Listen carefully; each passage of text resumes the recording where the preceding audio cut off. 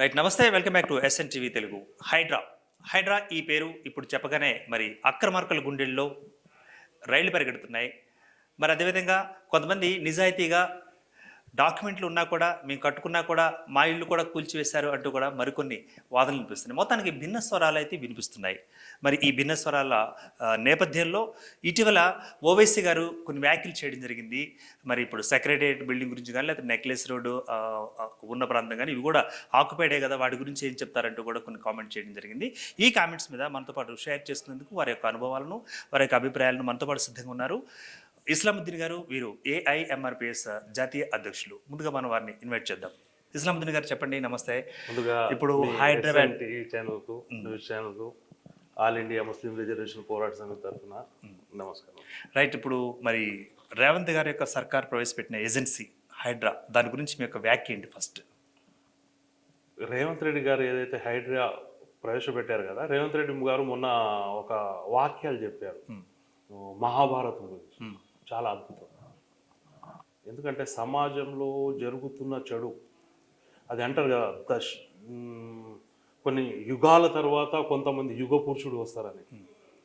అయితే నేను ప్రస్తుతానికి అయితే తెలంగాణ రాష్ట్రానికి ఒక యుగ పురుషుడు అనుకుంటున్నా. తెలంగాణ రాష్ట్రంలో దాదాపు 1000 సంఖ్యల చెరువులు రాజకీయ నాయకులే మాయం చేశారు. బీదోళ్ళు ఎవరు చేయలేదు. కానీ రాజకీయ నాయకులు మాయం చేసుకుంటా బీదోళ్ళకు అక్కడ ప్లాట్లు అమ్మేశారు. బీదోళ్ళకు నష్టపోయింది ఎవరు? బీదోళ్ళే కదా. మళ్ళా 99% రాజకీయ నాయకులు చెరువులలో ఫామ్ హౌస్లు, ఫంక్షన్ హాల్స్, పెద్ద పెద్ద కన్వెనర్స్ ఈ విధంగా చాలా పెట్టారు. ఇప్పుడు చెరువులు లేకుంటే మనం ఇప్పుడు హైదరాబాద్లో చూస్తాం, ఒక్క 20 నిమిషాలు వర్షం పడితే రోడ్లంతా జలమయం అవుతుంది. దీనికి కారణం చెరువులే. చెరువులు ఉంటే ఆ వాటర్ మొత్తం చెరువులో పోతుండే కదా. అయితే 75 సంవత్సరాలు ఎవరు చేయలేని పని అది రేవంత్ రెడ్డి సర్కార్ చేస్తుంది. దీనికైతే మేము ఆల్ ఇండియా ముస్లిం రిజర్వేషన్ పోరాట సమితి స్వాగతిస్తున్నాం. కానీ దీంట్లో ముందు ముందు ఏం జరుగుతుంది అనేది ఒక ఆలోచన ఉంది. ఏ విధంగా అయితే నేను ఒక హైదరాబాద్ విషయం చెప్తాను. ఓవైసీ బ్రదర్స్, అదే ఓవైసీ గారు కూడా ఇటీవల కాలంలో ఇది వ్యాఖ్యలు చేసినట్టు కూడా వైరల్ అవుతున్నాయి. ఏం చెప్తారు దాని మీద? అయితే ఓవైసీ బ్రదర్స్ ఏమంటున్నారంటే, నెక్లెస్ రోడ్ ఉంది కదా, నెక్లెస్ రోడ్డు అది చెరువుల్లోనే ఉంది. సెక్రటేరియట్ కూడా అక్కడే ఉంది కదా. అక్కడనే ఉంది. జిహెచ్ఎంసి కూడా చెరువుల్లోనే ఉంది. కానీ నెక్లెస్ రోడ్ మీద తెలంగాణ రాష్ట్రంలో ఉన్న ప్రజలు వాడుకుంటున్నారు కదా అది. అయితే అది కూల్చినాక నా దగ్గర రండి అంటాడు. కుదురుతుందంటారా? ఎట్లా అంటే మీరు చెరువులు కబ్జా చేసి మీ స్వార్థం కోసం ఫస్ట్ స్వార్థాన్ని కూల్చేస్తారా, లేకుంటే ప్రజల కోసం ఉన్న దాన్ని కూల్చేస్తారా? ఇప్పుడు ఎగ్జాంపుల్గా ఆయన మాట ఏమంటే జనాలను రెచ్చగొడతారు. అంటే ఒక విద్యా సంస్థ ఉంది, దాన్ని కూల్చో. ఇక్కడ జనాలు అనే కంటే మతాల మధ్య ఏమన్నా అనుకోవచ్చు? అదే మతాలే, ముస్లిమ్స్. మా ఓల్డ్ సిటీలో ముస్లిం సోదరులు ఎట్లా ఉన్నారంటే, ఎడ్యుకేషన్ లేదు. వాళ్ళకు విద్య ఆ స్థాయికి అందనియరు. ఎందుకంటే వాళ్ళు ఒక అబ్బాయి 10th, ఇంటర్, డిగ్రీ, పీజీ చేసేస్తే ఓవైసీ మాటలు విన్నాడు కదా. అంటే వాళ్ళ ఎజెండా ఏముంటుందంటే, వీళ్ళు రిక్షా తొక్కాలా, అక్కడనే ఉండాలా, వీళ్ళు చదువుకుంటే మాకు ఓట్లు వేయరు. దాదాపు చదువుకున్న వాళ్ళు ఏం చేస్తారంటే ఓల్డ్ సిటీని వదిలేసి టోలీ చౌక్, బంజారా హిల్స్, జూబ్లీ హిల్స్ ఆ సైడ్ వెళ్ళిపోతూ ఉన్నారు. అయితే వీళ్ళు విద్యను ఆ స్థాయిలో ఇస్తలేరు. ఇప్పుడు నిన్న అసదుద్దీన్ బ్రదర్ అక్బరుద్దీన్ ఓవైసీ ఏమంటాడంటే, నన్ను చంపేయండి, దాని తర్వాత నా విద్యా సంస్థలు కూల్చేయండి.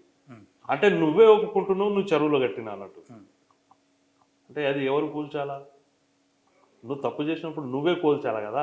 మేము ఆల్ ఇండియా ముస్లిం రిజర్వేషన్ పోరాట సమితి తరఫున మేము ఈరోజు డిమాండ్ ఏం చేస్తున్నామంటే, ఇన్ని సంవత్సరాలు ఏదైతే దాని మీద వచ్చిన లాభం ఏదైతే ఉంది కదా, ఆ లాభం కూడా ప్రభుత్వానికి అప్పచెప్పాలా, నువ్వే అది కూల్చాలా. అసదుద్దీన్ ఓవైసీకి నువ్వే కూల్చాలని చెప్తున్నా. ఎందుకంటే వక్ఫ్ బోర్డు భూములు ఉన్నాయి, దాదాపు 1000 ఎకరాలు కబ్జాలు గురైనాయి.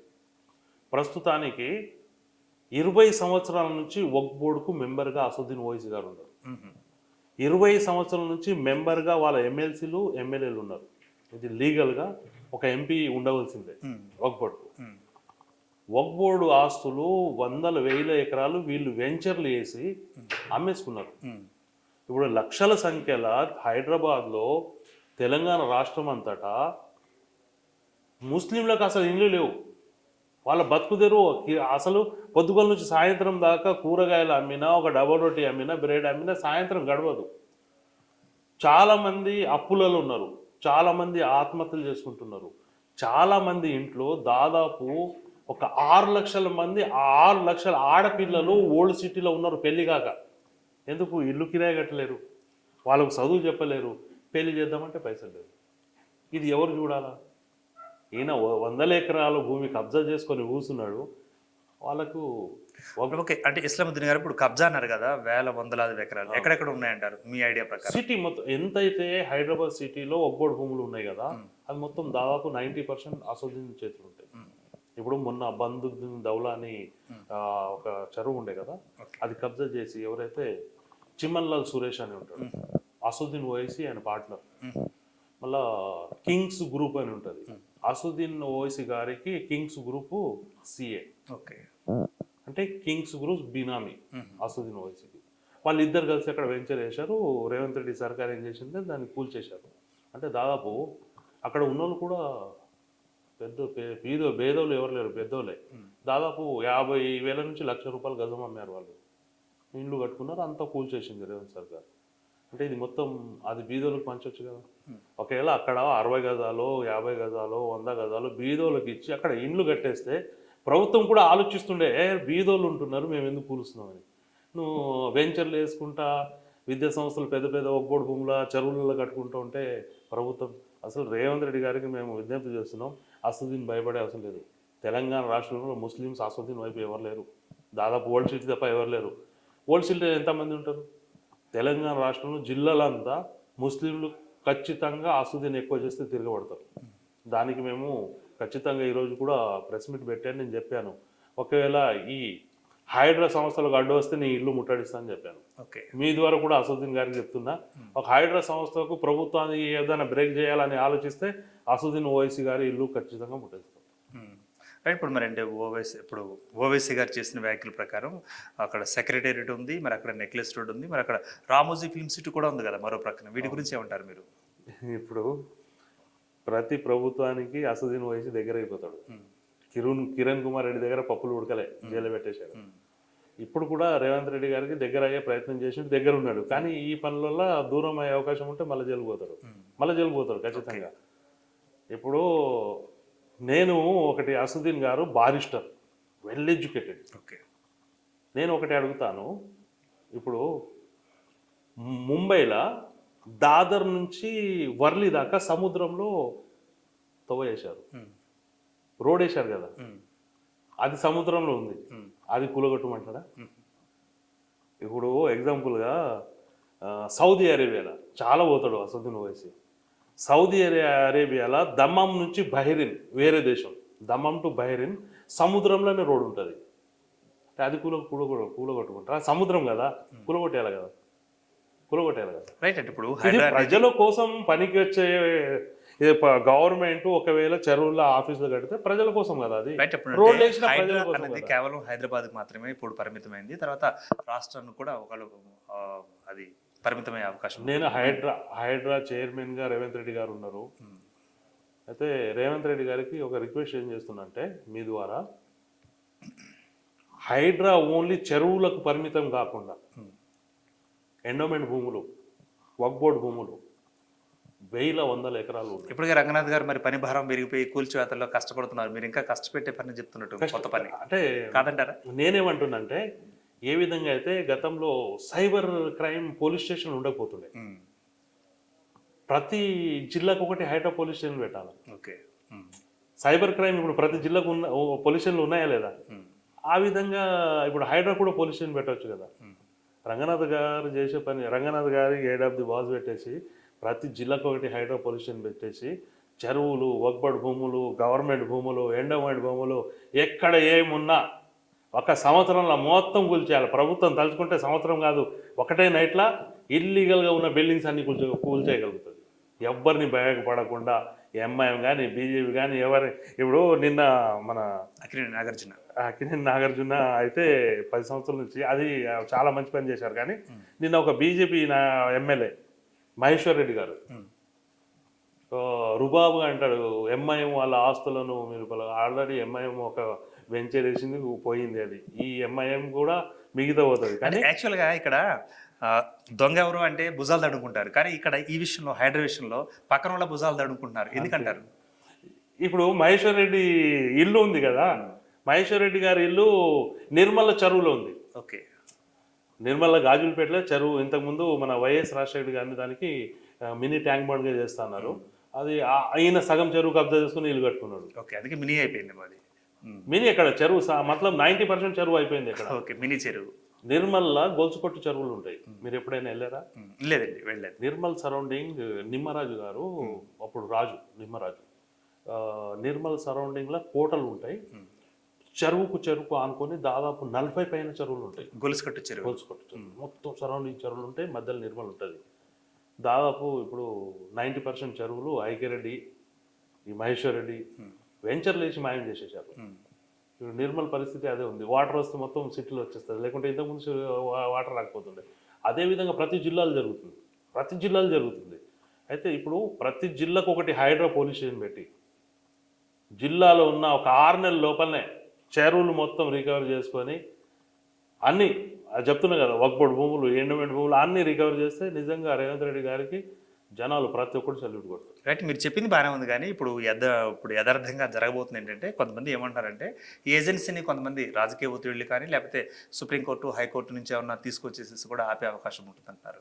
మరి మీరు రేవంత్ రెడ్డి గారి పక్షాన్ని మాట్లాడుతున్నారు కాబట్టి రేవంత్ రెడ్డి గారికి మీరు ఏమైనా చెప్పదలుచుకున్నారా ఈ విషయం మీద? అంటే ఇది ఇప్పుడు ఏదైతే హైడ్రా ఏజెన్సీ ఏదైతే ఉంది కదా, ఇది జీవో తీసుకొచ్చారు లీగల్గా. అయితే ప్రాసెస్ లీగల్ ఏముంటుంది వాళ్ళు ఆలోచించాలి. వాళ్ళ దగ్గర పెద్ద లీగల్ టీం ఉంటుంది కదా, వాళ్ళు సుప్రీంకోర్టుకు హైకోర్టుకు పోయే ముందు దాన్ని లీగల్గా రేవంత్ రెడ్డి గారు చేస్తే బాగుంటుందని నా ఆలోచన. రైట్ అండి, ఇప్పుడు నేరము శిక్ష, ఈ నేరం చేశారు కాబట్టి ఈ శిక్ష, మీరు అనుమతులు తీసుకున్నా తీసుకోకున్నా మీ మీద ఫిర్యాదు వస్తే కూల్చేస్తున్నారు. ఇప్పుడు ఆల్రెడీ కూల్చివేతలకు గురైన వాళ్ళు ఎవరైతే నిరాశ్రయులు అయ్యారో, లేకపోతే ఇళ్ళు లేకపోతే ఆ బిల్డింగ్లు కోల్పోయి ఉన్నారో వాళ్ళందరూ పరిస్థితి ఏంటంటారు? ఒకవేళ వాళ్ళందరూ న్యాయస్థానానికి ఎక్కితే మరి రేవంత్ రెడ్డి గారి ప్రభుత్వం మీద వ్యతిరేకత రాదంటారా? ఏమంటారు దీనికి? నేనైతే ఏమంటున్నా అంటే, ఎవరైతే బీదోళ్ళు ఉన్నారు కదా, రేవంత్ రెడ్డి గారు ఒక ఆలోచన బాగుంటుంది, ఆలోచిస్తారు వాళ్ళు. బీదోళ్లకు కనీసం ఇప్పుడు చాలా డబుల్ బెడ్రూమ్ కట్టింది. బీదోళ్ళు వాళ్ళ పరిస్థితిని బట్టి ఇప్పుడు నిన్న రాయదుర్గంలో కూల్చొచ్చారు, అక్కడ కొంత బీదోళ్ళు కూడా ఉన్నారు. నిజంగా వాళ్ళకు ఏదో ఎక్కడైనా డబుల్ బెడ్రూమ్ అయినా లేకుంటే సిటీ బయట ఎక్కడైనా 60 గజాలైనా 100 గజాలైనా వాళ్ళకి ఇస్తే చాలా బాగుంటుంది. ఇప్పుడు ఇంటి నుంచి సడన్లీ బయటికి పోయే చాలా పరిస్థితులు ఘోరంగా. అంటే ఒక మాటలో ఎలా చెప్పాలంటే, ఇప్పుడు హైడ్రాని అమ్మబోతే అడవి కొనబోతే కొరవిలా తయారైంది. కొన్న వాళ్ళందరూ నష్టపోతున్నారు, అమ్మిన వాళ్ళు ప్లస్ వాళ్ళకి అనుమతులు ఇచ్చిన అధికారులు మాత్రం హాయిగా ఉన్నారు. దీనికి మీరేమంటారు? నేనేమంటున్నా అంటే, హైడ్రాలో ఎవరైతే పర్మిషన్లు ఇచ్చారు కదా అధికారులు, వాళ్ళ మీద కేసులు పెట్టాలి. హైడ్రాకి అంత పవర్స్ లేవు. ఇప్పుడు హైడ్రాకు కేసులు పెట్టేంత పవర్స్ లేదు, వాళ్ళ పోలీసులకు అప్పచెప్పారు. అంటే ఇప్పుడు దొరికిన వాళ్ళే దొంగలుగా మారిన పరిస్థితి చూస్తున్నాం. ఎవరైతే రియల్ ఎస్టేట్ చేసి అమ్మేశారు కదా, ఆ రియల్ ఎస్టేట్ ఎవరైతే ఉన్నాడో ఆయనతోటి వీళ్ళు పెట్టిన అమౌంట్ రికవరీ చేసి అలా ఆయన మీద కేసులు పెట్టాలా. అధికారులు ఎవరైతే పర్మిషన్లు ఇచ్చారు కదా, ఆ అధికారుల మీద కేసులు పెట్టి ఖచ్చితంగా వాళ్ళకు లోపలే అని మేము. రైట్, ఇప్పుడు రేవంత్ రెడ్డి గారు ఏర్పాటు చేస్తున్న హైడ్రా చాలా అభిలషణీయమే, అందరూ మెచ్చుకుంటున్నారు. రంగనాథ్ గారు కూడా నెంబర్ 1గా పనిచేస్తున్నారు. ఐజీ స్థాయిలో ఉన్న అధికారిగా ఇవ్వడం జరిగింది. Okay, perfect. కానీ మరి దీనికి ముందు వెనకలుగా రూల్స్ అండ్ రెగ్యులేషన్స్, ఒకవేళ మీది కూల్చబోతున్నామంటూ వాళ్ళకు ముందస్తుగా నోటీసులు ఇస్తే ఒకవేళ వాళ్ళు ఏమన్నా సర్దుకునే అవకాశం ఉంటుంది కదా, అది లేకుండా ఏకంగా ఒకసారి కూల్చేస్తున్నారంటూ బయట వినిపిస్తున్న మాట మీరేమంటారు? మన దగ్గర ఏముందంటే, ఇప్పుడు ఎగ్జాంపుల్ మీ స్టూడియో అనుకోండి, మీ స్టూడియో నేను రెంట్కి తీసుకున్నాను అనుకుంటే 2 నెలలు 3 నెలలు, మా స్టూడియో బహుశా చెరువులో అయితే కట్టలేదు కదా, అయితే 2 నెలలు 3 నెలలు కరెంట్ బిల్ ఉన్నా నేను హైకోర్టుకి వేస్తే స్టే ఇచ్చేస్తాను. 99% దొంగ స్టేలు. అయితే ఆ స్టే ఆర్డర్కు లొంగకుండా వీళ్ళు ఎవరైతే నిజంగా ఈ రంగనాథ్ గారు ఏం చేస్తుండంటే మొత్తం స్టడీ చేసిన తర్వాతనే ఆ జోలికి వెళ్తున్నారు, చూసాం మేము. అది చాలా మంచి పద్ధతి. కానీ హైకోర్టు కూడా ఒక రిక్వెస్ట్ మేము రేపు ఎల్లుండి ఒక పిటిషన్ ఇస్తున్నాం. హైడ్రా ఏదైతే కూల్చబోతుంది కదా దాని మీద స్టే ఇవ్వండి అంటే ఇవ్వద్దని మేము కూడా పిటిషన్ ఇస్తున్నాం 2 daysలో. అయితే హైకోర్టు కూడా ఆలోచన చేయాలి. ఒకటి, డాక్యుమెంట్స్ మొత్తం స్టడీ. నాగార్జున గారు మొన్న వెళ్ళారు, మార్నింగ్ 10 గంటలకు వెళ్ళారు, 1 గంట దాకా ఆయనకు స్టే ఆర్డర్ వచ్చింది. అంత త్వరగా ఎలా వస్తుంది? ఆ డాక్యుమెంట్స్ ఉన్నాయి కదా, ఎట్లా స్టడీ చేస్తారు? ప్రాపర్గా డాక్యుమెంట్ అంతా అంటే ఇప్పుడు మీరు చెప్తున్న విధానం మనం చూసినట్లయితే అనుకున్న వాళ్ళకి ఆకులు కాని వాళ్ళకి కంచాలా తయారైంది హైడ్రా కాదంటారా? ఏమంటారు వ్యాఖ్యకి మీరు? అట్లా ఏం లేదు. హైడ్రా పద్ధతి బాగానే ఉంది. అనుకున్న వాళ్ళకి ఇక్కడ రేవంత్ రెడ్డి గారు డైరెక్ట్ చెప్పారు, కాంగ్రెస్ పార్టీ కానీ బీజేపీ కానీ టీఆర్ఎస్ కానీ ఎవరైనా ఉంటే వదిలేదు లేదన్నారు. అంటే హైడ్రా వదలకుంటేనే బాగుంటుంది అని అనుకుంటున్నాను. రైట్, నేను అదే పాయింట్లోకి వస్తున్నాను. ఇప్పుడు నేనైతే ఏమనుకుంటున్నా అంటే నిన్న నాగార్జున గారు అయిపోయింది కదా, ఈ రోజు రాత్రి హైడ్రా అసదుద్దీన్ ఓవైసీ ఏదైతే బండ్లగూడలు కట్టాడు కదా, చాలా పెద్ద చెరువులు కట్టాడు, దాని మీద పడాలని నేను ఆశిస్తున్నా. అది పడగొడితే బాగుంటుంది. రేవంత్ రెడ్డి ప్రభుత్వానికి పేరు కూడా ఉంటుంది. రేవంత్ రెడ్డి ఎవ్వరిని భయపడ అన్నట్టు ఆ పేరు కూడా వచ్చేస్తుంది. రైట్, అంటే ఇప్పటి వరకు ఉన్న యూట్యూబ్ సోదరులు కూడా ఈ బిల్డింగ్ను పాల్గొట్టండి, ఈ బిల్డింగ్ కూల్చేయండి, రేవంత్ గారికి ఇది సవాలు, లేకపోతే రంగనాథ్ గారికి ఇది సవాలు అని చెప్తున్నారు. కానీ మీరు చెప్తున్న కొత్త పాయింట్ ఒకవేళ రంగనాథ్ గారికి వినే అవకాశం ఉందంటారా? వింటే స్పందించే అవకాశం ఉందంటారా? ఎంతవరకు కరెక్ట్ అంటారు? మనం ఎంత యూట్యూబర్స్, రాజకీయ నాయకులు, మాసులు, ఉద్యమకారులు ఎంత చెప్పినా వాళ్ళు ప్రభుత్వ పరంగా వాళ్ళ పద్ధతి ఉంటుంది కదా, వాళ్ళ దగ్గర ఒక లిస్ట్ తయారైపోయింది, ఆ పద్ధతికి పోతారు మనం చెప్పిన. ఓకే, ఇస్లాముద్దీన్ గారు ఇప్పుడు అదేవిధంగా హైడ్రా పనితీరు గురించి మనం ఇందాక చెప్తూ నేను వేరే పాయింట్లోకి వెళ్ళడం జరిగింది. సో అభిలేషణీయంగా పనిచేస్తుంది, అద్భుతంగా పనిచేస్తుంది, కొంత నష్టం కలిగిస్తున్నప్పటికీ మంచి పని చేస్తుంది అనుకోవచ్చు. కానీ ఇప్పుడు కాంగ్రెస్లో కానీ లేకపోతే బీఆర్ఎస్లో కానీ లేకపోతే బీజేపీలో కానీ ఉన్న నాయకులు ఎవరైతే ఉన్నారో వారందరూ కూడా ఇందులోనే అంటే ఒకే తానంలో ముక్కల్లా తయారయ్యారు, అన్ని పార్టీలకు సంబంధించి ఉన్నాయి. సో ఇప్పుడు నేను అడిగేది ఏంటంటే కాంగ్రెస్కి ఈ హైడ్రా అనేది సమ్మతించే వర్గాన్ని పెంచుతుందా, అసమ్మతి వర్గాన్ని పెంచుతుందా? ఏ వర్గాన్ని పెంచే అవకాశం ఉందంటారు? ఇప్పుడు దీంట్లో వర్గాలు ఏం లేవు. మనకైతే ఏం కనబడుతుందంటే ప్రస్తుతానికి హైడ్రా చేసే పనుల్లో కొంచెం బీదోళ్ళకు నష్టం కూడా జరుగుతుంది. ఇప్పుడు నిన్న బందుకుని దౌలా అని చెప్పాను కదా, అక్కడ దాంట్లో బీదోళ్ళు కొనుక్కొని ఉన్నారు, అందరూ మొత్తం నేలమట్టం చేశారు. అయితే ఆ బీదోళ్ళకు ప్రభుత్వం కాపాడాల.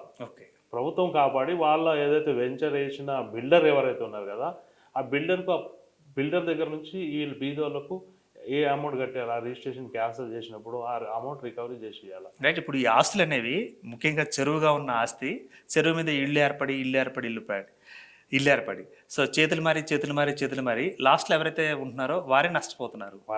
సో మరి మిగతా దానికి సహకరించిన అధికారులందరినీ పట్టుకోవాలి, అట్లాగే అమ్మిన వాళ్ళని పట్టుకోవాలి. వాళ్ళ మీద ఏమన్నా అంటే వాళ్ళ మీద పట్టించుకునే అవకాశం ఉందా రేవంత్ రెడ్డి యొక్క సర్కారు? ఇప్పుడు మా హైడ్రా మొన్న స్టార్ట్ అయింది కదా, నేను మొన్నను మన ఇంటర్వ్యూ చూశాను, రంగనాథ్ గారి ఇంటర్వ్యూ చూశాను.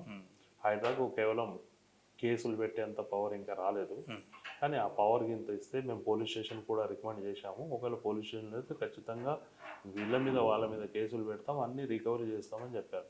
నేను హైడ్రాకు ఇంకోటి ఏం చెప్తున్నా అంటే ఇప్పుడు నాగార్జున గారు 10 సంవత్సరాలు ఒక బర్త్డే ఇప్పుడు సుప్రీంకోర్టు కూడా ఆల్రెడీ ఓకే చెప్పింది దాన్ని తీయడానికి, కానీ వీళ్ళు తీయలేదు లాస్ట్ గవర్నమెంట్. అది నాగార్జున గారు కేటీఆర్ బాగా దగ్గర కదా, ఫిల్మ్ ఇండస్ట్రీ కేటీఆర్ బాగా దగ్గర కదా, అంతా మీకు తెలుసు కదా కేటీఆర్ గురించి.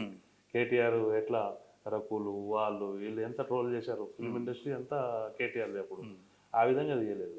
నాగార్జున గారు దాదాపు 10 సంవత్సరాల్లో ఇన్ కన్వర్షన్లో కొన్ని కోట్ల రూపాయలు సంపాదించారు. అది నాగార్జున గారు ఇప్పుడు ఏం చేయాలంటే ఆ సంపాదించిన సంపాదన మొత్తం ప్రభుత్వానికి ఇచ్చేయాలి. అంటే మరి ఇంకొక విషయం కూడా తెరపైకి వచ్చిందండి. రేవంత్ రెడ్డి గారు వాళ్ళ అమ్మాయి గారి పెళ్లి కూడా అదే అన్కన్వెన్షన్లో చేశారు. అక్కడైతే విభేదాలు ఏర్పడ్డాయి, అక్కడ ఇట్లా వచ్చాయి. ఇప్పుడు దాన్ని కూల్చివేతలు తీసుకోవడం జరిగిందని బయట వినిపిస్తుంది. ఎంతవరకు నిజం? అసలు విన్నారా మీరు దాన్ని? నేను విన్నాను కానీ ఆ ఆలోచన నాకు రేవంత్ రెడ్డి గారి గురించి నాకు తెలిసినంత వరకు అయితే రేవంత్ రెడ్డి కక్షపూరితమైన పనులు చేయరు. రైట్, ఒకవేళ దాదాపు వాళ్ళ కుటుంబంలో కొంత నాకు తెలిసిన విషయాలు ఏమంటే చాలా మంది అంటారు వాళ్ళు కబ్జాలు చేస్తారు, వాళ్ళు అది చేస్తారు ఇది చేస్తారు అంటే నేనైతే నాకు తెలిసినట్టు ఇప్పుడు దాకా నేను ఆ కుటుంబం ₹1 ఎవరికి నష్టం చేసింది అయితే చూడలేదు. రైట్ ఇప్పుడు రాజకీయం చేస్తారు, బిజినెస్ చేస్తారు, ఇది వాస్తవం. రైట్ అండి. కానీ ఇప్పుడు నష్టం అయితే ఎవరు చేయరు. రైట్ ఇప్పుడు చెంపదెబ్బ కొట్టి సారీ అనడం ఎలా ఉంటుందో మరి ఒకవేళ ఇప్పుడు సోషల్ మీడియా వినిపిస్తుంది ఎంతవరకు నిజం నాకు తెలియదు. సోషల్ మీడియా అదేంటంటే రేవంత్ రెడ్డి గారు నాగార్జున గారికి సారీ చెప్పినట్లుగా సోషల్ మీడియాలో వినిపిస్తుంది ఎంతవరకు నిజం. దీన్ని మీరేమని తీసుకుంటారు, ఎలా తీసుకుంటారు? మనం దానికి వినలేము, మనం చేపలేము, మనం నేను అనేది ఏంటంటే ఇప్పుడు నాగార్జున గారికి ఒకవేళ సారీ చెప్పే అవకాశం అంటూ ఉంటే, ఆయనకి ఇంట్రెస్ట్ అంటూ ఉంటే, మరి మిగతా కూల్చి అందులో నష్టపోయిన వాళ్ళకి కూడా సారీ చెప్పాలి కదా. మీరు రేవంత్ రెడ్డి ఏమంటారు దీనికి? దీనికి అయితే మనం ఎందుకంటే ఆయన ఎందుకు సారీ చెప్తారు నాగార్జున గారికి? మనం ఆలోచించే ధర్మం ప్రకారం యుద్ధం జరుగుతుంది. ఓకే, ధర్మం ప్రకారం యుద్ధం జరుగుతుంది. నేనేమంటా అంటే ఒక్క మనిషి సావుతోటి 1000 మంది బతుకుతే చంపితే నష్టం ఏం లేదు. ఇప్పుడు ఈ చెరువులతోటి కొన్ని వందల వేల మంది బతుకుతారు కాబట్టి ఈ చెరువులను కాపాడుతున్నారు. అది ధర్మం కోసం యుద్ధం మంచిదే. ఒకవేళ కాకపోతే మొన్న వయనాడులో ఎట్లా జరిగింది, ఆ పరిస్థితులు మనకు వస్తాయి. ఇప్పుడు మీరు చూడండి, మనకు హైదరాబాద్లో 52 డిగ్రీ దాకా ఉష్ణోగ్రత పెరుగుతుంది. ఇప్పుడు వర్షాకాలం కూడా చెమటలు వస్తుంది. ఇంత వేడి పెరిగిందంటే దానికి కారణం చెరువులు లేకపోవడం, చెట్లు లేకపోవడం. చెరువులు ఉంటే చెట్లు వస్తాయి, అన్నీ వస్తాయి. మరి అదేంటో కానీ గతంలో కూడా బీఆర్ఎస్ ప్రభుత్వం ఉంది, అంతకుముందు ఇంకో ప్రభుత్వం మనం చూసాం. ఆ ప్రభుత్వానికి లేని ప్రేమ కేవలం హైడ్రాని తీసుకొచ్చి రేవంత్ రెడ్డి గారికి ఎందుకని ఈసారికి ఇట్లా ప్రేమ వచ్చిందంటారు? కేవలం కూల్చివేతల్ని లేకపోతే ఇవన్నీ అడ్డంకులు తొలగించడం, చెరువు అని ఎలా తీసుకోవచ్చు? ఎవరి ఆలోచన వాళ్ళకు ఉంటుంది కదా.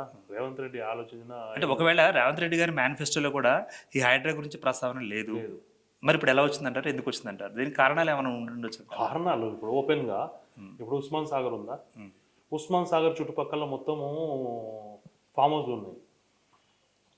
అక్కడ ఫామ్ హౌస్లో ఉన్న మురికి నీళ్ళు మొత్తం ఉస్మాన్ సాగర్లో వస్తుంది. మనం తాగినట్లా ఇప్పుడు హుషన్ సాగర్ ఏ విధంగా అయింది, మొత్తం మన హైదరాబాద్లో ఉన్న మురికి నీళ్ళు దాంట్లో మురికి అయిపోయింది. మనం 10 నిమిషాలు నిలబడలేము అక్కడ. ఉస్మాన్ సాగర్ కూడా ఒక 10 సంవత్సరాల తర్వాత 20 సంవత్సరాల తర్వాత అదే పరిస్థితి అవుతుందని ఆలోచనతోటి ఈ యుద్ధం మొదలు పెట్టిందని అనుకుంటున్నారు. రైట్. మరి కొంతమంది మేధావులు ఏమంటున్నారంటే ప్రజల యొక్క అభిప్రాయం మేరకు, ప్రజాభిప్రాయం మేరకు, ప్రజల నుంచి వచ్చిన స్పందన మేరకు, విజ్ఞప్తుల మేరకు మాకు హైడ్రా ఏర్పాటు చేయండి అని ప్రజలు ఏమైనా కోరారా రేవంత్ రెడ్డి గారిని, లేకపోతే ఆయన బుద్ధికి ఆయన బుర్రకు పుట్టిన హైడ్రా అంటారు? ఇప్పుడు ప్రజలను కోరుకుంటే ప్రజలు ఏ విధంగా మేము హైడ్రా ఏర్పాటు చేస్తున్నాం, మీరు రండి చెప్పండి అంటే ఆ లోపల ఈ ఉన్న ఎవరైతే చెరువుల కబ్జాలు ఉన్నారు కదా, వాళ్ళు హైకోర్టుకు సుప్రీంకోర్టుకు పోయి స్టేలు తీసుకొచ్చి పోలీసు వాళ్ళు కూడా పోలీస్ ప్రొటెక్షన్ అని కూర్చుంటారు. రైట్. ఇప్పుడు మొత్తం మీద హైడ్రా ఏర్పాటు వలన సుపక్షంలో కానీ విపక్షంలో కానీ విమర్శలు అనేవి వెలువడుతున్నాయి, రేవంత్ గారి మీద వెలువడుతున్నాయి.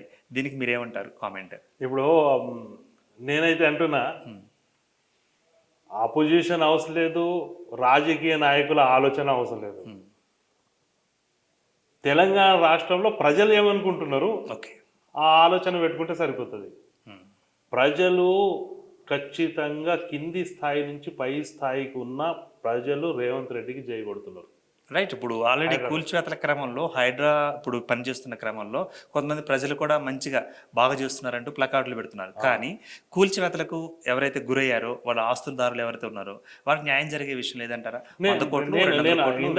ఇందాక చెప్పాను కదా, అంటే అక్కడ వాళ్ళ పరిస్థితిని బట్టి బీదో లేదా ఎవరైతే ఉన్నారు కదా, చాలా ఇప్పుడు ఇంద్రమైన్లు చాలా ఖాళీ ఉన్నాయి, డబుల్ బెడ్రూమ్లు చాలా ఖాళీ ఉన్నాయి. ఎవరైతే వైట్ రేషన్ కార్డు, మీ మాట లేకపోతే మీ రేవంత్ రెడ్డి గారి మాట? నేను నా మాటగా రిక్వెస్ట్ చేస్తున్నా. రైట్. అంటే బీదోళ్ళను చూసి ఎవరికైతే వైట్ రేషన్ కార్డు ఉంది వాళ్ళు మోసపోయారు కదా, వాళ్ళకు డబుల్ బెడ్రూమ్ అయినా ఇంద్రమైల్ అయినా వాళ్ళకి ఇచ్చేస్తే వాళ్ళకు ఆదుకున్నట్టు అవుతాం, వాళ్ళు కాపాడినట్టు అవుతాం. లేకుంటే వాళ్ళు రోడ్డు మీద పడతారు. ఉన్న వాళ్ళకి ఇచ్చే అవసరం లేదు. ఉన్న వాళ్ళకి ఎక్కడైతే మీరు పెద్ద పెద్ద చెరువుల్లో పెద్ద పెద్ద వెంచర్లు వేసి లక్షల రూపాయలకు గజం భూమి అమ్మిన వాళ్ళకి ఇచ్చే అవసరం లేదు. ఎందుకంటే బీదోళ్ళు ₹1,00,000 50,000 గజం కొన్నారు. రైట్. ఇక ఫైనల్గా ఒకటండి, మరి ఇప్పుడు కాంగ్రెస్ వాళ్ళు కానీ లేకపోతే బీఆర్ఎస్ వాళ్ళు కానీ మీది కూల్చేయాలి అని వాళ్ళనంటే, మీది ఇది కూల్చేస్తారా అని వాళ్ళంటే, అంటే సవాల్ అవుతుంది మొత్తం అంతా. నేనైతే కామెంట్ ఏంటంటారు? నేనైతే ఏమంటున్నానంటే, అంటే ఫామ్ హౌస్ కూల్చేయాలని వీళ్ళంటేనేమో వాళ్ళేమో మీ డాడ్ ఇట్లా అంటారు సవాల్. నేనైతే ఇన్ని రోజులు ఎంత కూల్చేశారు కదా, ఆ పద్ధతి చూస్తే ఎవరికి ఎవరు ఏ నైట్లో ఎవరు ఏం కూలిపోతుంది ఎవరికి తెలియదు. ఈ పద్ధతిగా పోతేనే బాగుంటుంది. కాంగ్రెస్ లేదు, టీఆర్ఎస్ లేదు, బీఆర్ఎస్ లేదు, ఏ పార్టీ లేదు. ప్రజల కోసం న్యాయమైన పని జరుగుతుంది. ప్రజల కోసం కాదు, తరాల కోసం. ఈ చెరువులు మళ్ళా వచ్చేస్తే తరాలు బాగుపడతాయి. ఇప్పుడు ఎగ్జాంపుల్గా ఓవైసీ గారు అంటున్నారు కదా, జిహెచ్ఎంసీలో కుంట ఉండే అని. అది సాధ్యం కాని పని. అది సాధ్యం కాని. జిహెచ్ఎంసీ ఆఫీస్ ఉంది, అది గవర్నమెంట్ ఆఫీస్ ఉంది. నెక్లెస్ రోడ్ ఉంది, ప్రజల కోసం ఉంది. ఇప్పుడు ఉన్న ఏదైతే హుసేన్ సాగర్ చుట్టుపక్కల దాన్ని కాపాడుకుంటే బాగుంటుంది. ఈ రోడ్లు కూలగొట్టండి, అది కొట్టండి అంటే నేనైతే డైరెక్ట్గా అంటున్నా, చదువుకున్న మూర్ఖుల్లాగా ఉన్నాడు ఓవైసీ గారు. రైట్. మొత్తంగా మనం చూసినట్లయితే హైడ్రా మరి దేనికోసం ఏర్పడింది, ఎవరి కోసం ఏర్పడింది, దేనికోసం పనిచేస్తుంది అన్న మాటలు ఇంతసేపు మనం ఇస్లాముద్దీన్ గారి మాటల్లో వినడం జరిగింది. మరి మొత్తానికి రంగనాథ్ గారు కానీ, అదేవిధంగా చైర్మన్గా ఉన్న రేవంత్ రెడ్డి గారు కానీ మరి ప్రజల యొక్క అభిప్రాయాన్ని కూడా తీసుకొని నష్టపరిహారాల విషయాన్ని కూడా మరి ఒకవేళ వారు స్వీకరించే అవకాశం ఉందా లేదా అనేది మనం వెయిట్ చేద్దాం.